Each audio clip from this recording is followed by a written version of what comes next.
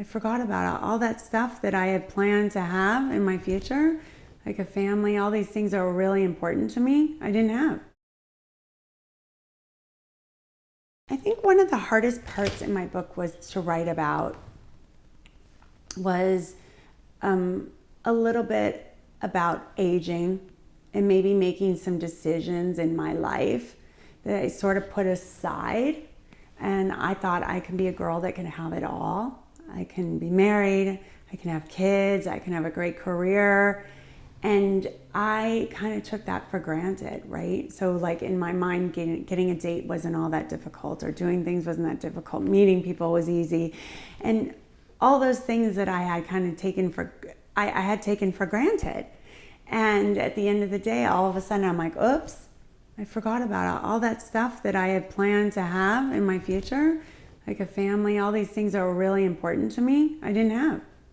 And so kind of coming to terms with that and aging and realizing that I did not put some of these really important things at the forefront became a really hard area to write for me. When looking at having everything, you thinking you can have it all, I really believe this is not something I talked about in the book, but I was in a generation that was caught in between a couple generations. So our parents they had to get married at a certain age and they had to have kids.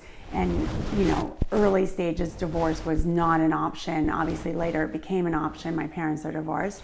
And then I was given this option and I'm like, oh my God, go have a career. You can, good career, being really inspired that I can be this, from looking at past generations where women weren't as pushed to have the careers. Now I can have one.